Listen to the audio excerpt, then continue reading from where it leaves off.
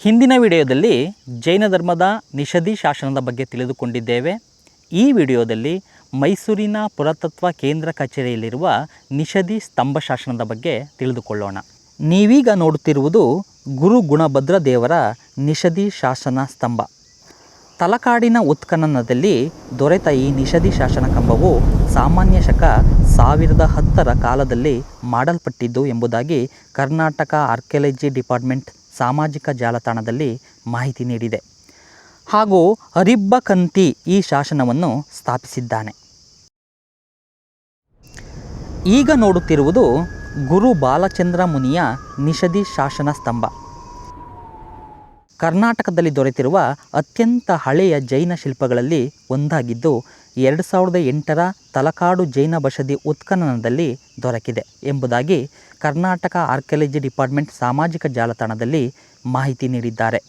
ಸಾಮಾನ್ಯ ಶಕ 978ರ ಕಾಲದಲ್ಲಿ ಸ್ತಂಭದ ರಚನೆಯಾಗಿದೆ.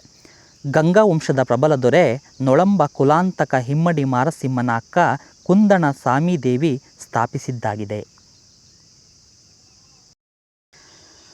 ಸಲ್ಲೇಖನ ವ್ರತವು ಜೈನ ಧರ್ಮದಲ್ಲಿ ಕಂಡುಬರುವಂತಹ ಒಂದು ವಿಶಿಷ್ಟವಾದ ಆಚರಣೆಯಾಗಿದೆ.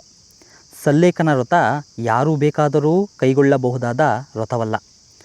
ಅನಾರೋಗ್ಯದಿಂದ ಬಳಲುತ್ತಿರುವವರು ಅಥವಾ ಸಾವಿನ ಸನಿಹದಲ್ಲಿರುವವರು, ಜೀವಿತದ ಉದ್ದೇಶವನ್ನು ಈಡೇರಿಸಿಕೊಂಡವರು ಕೈಗೊಳ್ಳಬಹುದಾಗಿದ್ದು, ಅಪರೂಪದಲ್ಲಿ ಕೆಲವೇ ಮಂದಿ ಸಾಧು ಸಂತರು ಸಲ್ಲೇಖನ ವ್ರತ ಕೈಗೊಳ್ಳುತ್ತಾರೆ. ಹಾಗಂತ ಅವರೇನು ದಿಢೀರನೇ ಎಲ್ಲ ರೀತಿಯ ಆಹಾರಗಳನ್ನು ಬಿಟ್ಟು ಉಪವಾಸ ಕುಳಿತು ಬಿಡುವುದಿಲ್ಲ. ಅದಕ್ಕೂ ಒಂದು ಕ್ರಮವಿದೆ. ಪ್ರಾರಂಭದಲ್ಲಿ ಘನ ಆಹಾರವನ್ನು ತ್ಯಜಿಸುತ್ತಾರೆ. ನಂತರ ದ್ರವ ರೂಪದಲ್ಲಿರುವ ಆಹಾರ, ಕೊನೆಗೆ ನೀರನ್ನೂ ತ್ಯಜಿಸಿ ದೇಹವನ್ನು ಅಂತ್ಯಗೊಳಿಸಿಬಿಡುತ್ತಾರೆ. ಸಲ್ಲೇಖನ ವ್ರತಕ್ಕೆ ಪುರಾತನ ಇತಿಹಾಸವೂ ಇದ್ದು, ರಾಜ ಮಹಾರಾಜರು ಸಲ್ಲೇಖನ ವ್ರತ ಕೈಗೊಂಡಿದ್ದ ಉದಾಹರಣೆಗಳಿವೆ. ಭಾರತ ಕಂಡ ಅತ್ಯಂತ ಸಮರ್ಥ ಅರಸುಗಳಲ್ಲಿ ಒಬ್ಬನಾದ ಚಂದ್ರಗುಪ್ತ ಮೌರ್ಯ ಕರ್ನಾಟಕದ ಶ್ರವಣಬೆಳಗೊಳದಲ್ಲಿರುವ ಚಂದ್ರಗಿರಿಯಲ್ಲಿ ಸಲ್ಲೇಖನ ವ್ರತ ಕೈಗೊಂಡು ತನ್ನ ದೇಹಾಂತ್ಯ ಮಾಡಿದ. ಇನ್ನು ಅಖಂಡ ಜೈನ ಸಂಪ್ರದಾಯದ ಆಚಾರ್ಯರಾಗಿದ್ದ ಭದ್ರಬಾಹೂ ಸಹ ಸಲ್ಲೇಖನ ರೀತಿಯಲ್ಲೇ ದೇಹಾಂತ್ಯ ಮಾಡಿದ್ದರು.